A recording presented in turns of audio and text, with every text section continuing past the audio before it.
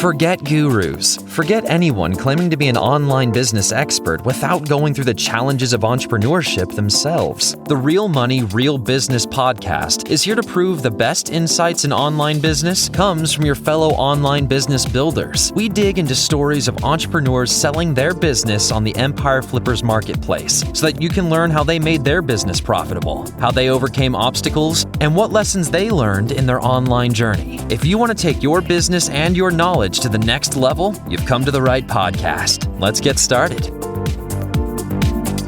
Hey everyone, Max here with another great business to discuss on this episode of the Real Money, Real Business podcast. Today's guest is Ben, and he's selling his Amazon FBA, Amazon merch, and e-commerce business on the Empire Flippers marketplace. So welcome to the show, Ben. How are you doing?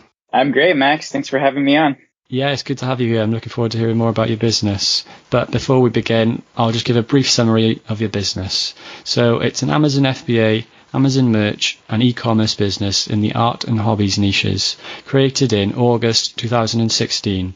The average monthly revenue for the business is $55,615 and makes an average of $13,852 per month in net profit. For everyone listening, you can visit empireflippers.com/marketplace and search for listing 48146 to learn more about the business. Included in the sale is an Amazon Seller Central account with 837 SKUs, a domain and all the site content files, an email list of 60,000 subscribers, social media accounts including Facebook, Instagram and Pinterest, the SOPs and supplier contracts relationships. So now that I've given a general overview of the business, Ben, would you mind telling us a little bit about your background in building and running online businesses? Yeah, so my first kind of dip into online business was in 2014. I was listening to the Smart Passive Income podcast and My Wife Quit Her Job podcast and heard about blogging and didn't know you could really make money in blogging. So I actually, started a juicing blog because I was into juicing at the time. And the niche was very saturated and I didn't really know what I was doing. So I kind of ended that quickly. I don't know if it failed or I didn't give it enough time. Either way, my second blog I launched, I ended up sticking with it. And it was in a niche that I'm familiar with. And I grew that to 400,000 readers per month in a matter of 2 years. And I ended up selling that business in 2017. And yeah, so that was kind of my first experience in online business. And now I own 2 e-commerce stores. And how did you come up with the idea to start this particular business? It was actually the idea came from blogging. I ended up launching a few t-shirts on my blog when I was running that.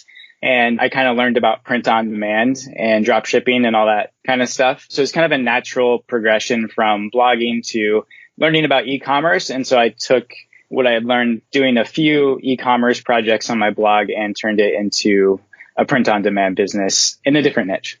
And why did you choose this niche? Was it something that you were interested in? Yeah, it's something I'm passionate about, really familiar with. There's a lot of product ideas and there's always more product ideas. It's kind of an evolving niche. There's always new things happening with it. So it was kind of an easy thing for me because I was close to people involved in this hobby and I was able to kind of be on the inside to see what things were popular with the hobby and what was kind of trending every single year. So it was just kind of a natural thing for me to launch products and create new products in this industry. Going into a bit more detail about this business, could you tell us how it sort of primarily makes money?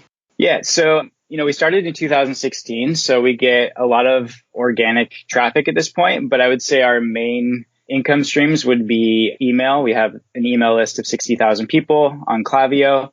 And there's also a big opportunity there, but we've started, implementing email flows and kind of a consistent newsletter. And that's really brought in about 20 to 30% of our monthly revenue. And then we also rely on Facebook and Instagram ads for, I would say, so between email and Facebook and Instagram and organic, those are our 3 main streams of income. And in terms of monetizations, could you tell us a bit about the split and how each of them work? Yeah, so the business is divided by an Amazon FBA account and then a Shopify account. And then we do have merch by Amazon, but that makes up a pretty small portion. So our Shopify store actually is a little stronger than the Amazon FBA at this point. We do about 54% through Shopify. And we do, most of the rest of the income is coming from FBA. And then just a few percent is coming from the merch by Amazon account. But the FBA account, we started 2 years after the Shopify. So it's picking up speed, and I think it'll probably end up being even within the next year or so. What do you think is so appealing about these types of business models?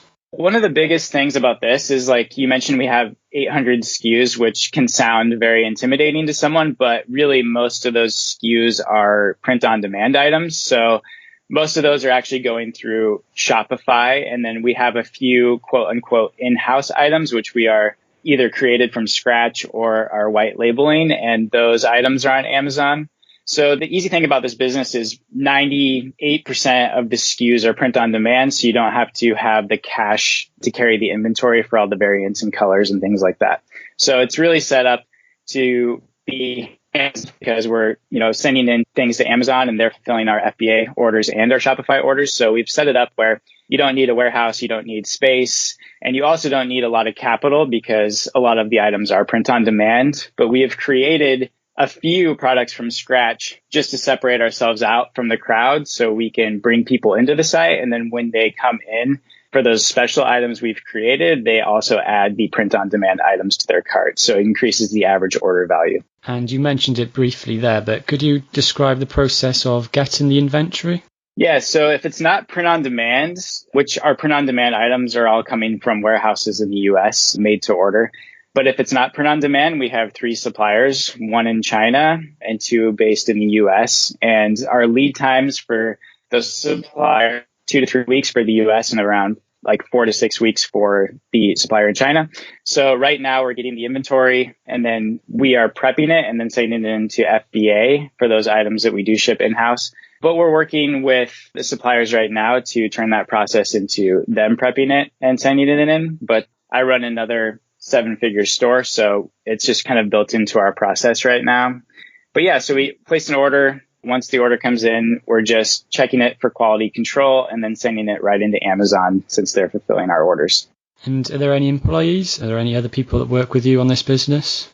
The only person I have is a customer service freelancer, and that's pretty much it. Could you describe the amount and type of work that you personally do on this site for maintenance? So what I personally do is the marketing. So I spend time putting together the newsletter and the email marketing flows. And then I also optimize and create new Facebook ads. And every once in a while, I'll work on new product creation, but most of my time is spent on marketing for the business.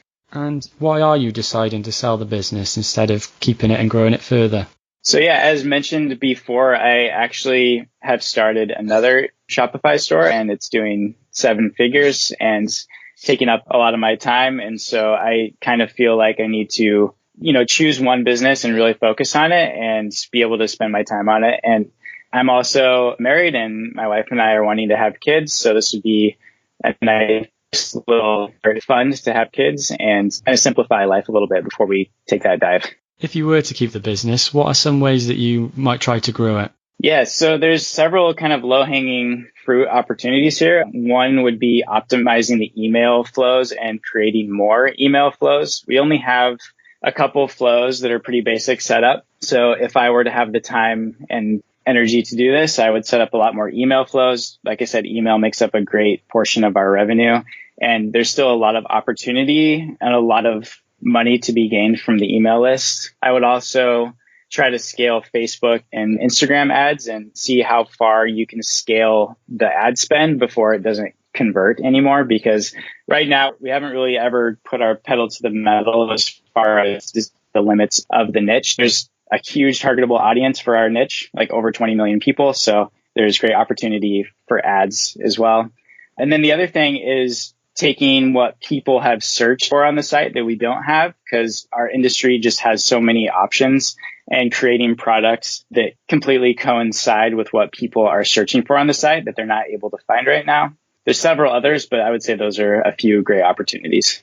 And what do you think are some of the risks associated with a business like this that a buyer should be aware of? Yeah, I think, one of the biggest things for us is we do rely somewhat on Facebook and Instagram ads. So if something were to change with those, it could really affect. We've tried to hedge our bet as much as possible. So, email marketing and then having FBA and the Shopify store. So I think we're in a pretty good position, but, the ads are always changing and that could be something that really could be a risk for the business.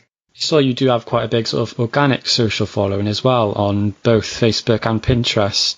Is that something that you've been building up over time as well? Honestly, we haven't really been working on that. I think it's been kind of building through our advertising because people go and like the pages and kind of like become a fan of our brand. And I did work pretty hard at the beginning on social media, but to be honest, there's probably even more opportunity there because right now it's basically just people finding us through our ads and then liking the page and following us on.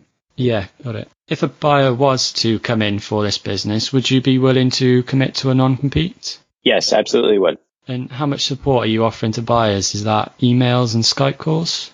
Yeah, I'm definitely offering like 30 days of email support. And then I'm also willing to do like up to 6 hours of calls or video chats. Cool, that's good to hear. And would you be open to negotiating something like an earn-out? Yeah, I would be up to it. Obviously, I'd like to get a majority of the cash up front if possible, and then definitely open to an earn-out, especially with the holidays coming up. You know, it's going to be a big time for the business, so I think that's possible. And something that we like to do towards the end of these is maybe just give a bit of advice to people that are just starting in their online business journey. So is there sort of any advice that you wish you knew when you first started building this business? I think the biggest thing, and looking back at a couple of my beginning failures of online business, is just give it more time and stick with it. I think if, you know, a lot of people quit too early and something they were trying was going to work, but they just didn't give it a long enough time. I mean, my first blog that I started, or my second blog that turned into 400,000 readers, like I just worked on it day and night for, you know, a year and a half. And then all of a sudden the traffic just started pouring in. And, you know, I was close to quitting several times because nothing was happening. And I felt like I was just wasting my time. But, you know, all of a sudden, and it was kind of all effects. Yeah, my biggest piece of advice is if you have done your research and you feel like you have a good idea, make sure to give it long enough to succeed. And was there any software or tools that helped you with running this business? We use Shopify, which is amazing. And there's a lot of great apps that we've discovered and we use on a daily basis. But I would say the number one thing I've discovered in the last year that has been a game changer is Klaviyo email, because it's so targeted and segmented. You can do a lot with it. And the last few questions from me. So putting yourself in the shoes of a buyer, why do you think that your business is a business worth buying? Yeah, we've built an actual brand and we have a lot of brand loyalty, and the niche that we're in, it's kind of like a club and people are just really passionate about it. And selling widgets, we actually have a loyal following and we sell kind of a lifestyle. And it's also pretty hands off. You don't have to spend a lot of time on it. You just have to make sure you're optimizing your marketing on a weekly or even monthly basis. But yeah, I think if you want a great brand that has a loyal following and has a 4-year established kind of track record of like making customers happy, this is a great business for you. And it's that print on demand model for the most part. So you're also not having to put tons of cash in right away to just have inventory. And last question, is there anything else that you'd like to share that I might have missed?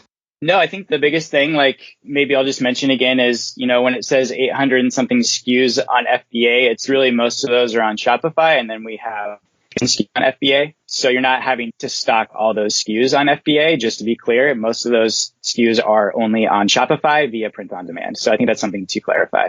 Yeah, well, thank you very much for joining us today. Yeah, thanks for having me, Max. I really appreciate you taking the time. No worries at all. Okay, everyone, thank you for listening. To learn more and see if this listing has already been sold, head over to empireflippers.com/marketplace and search for listing 48146.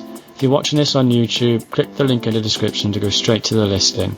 Once you've unlocked this listing, you'll be given everything you need to know about this business, and I'll see you in the next episode.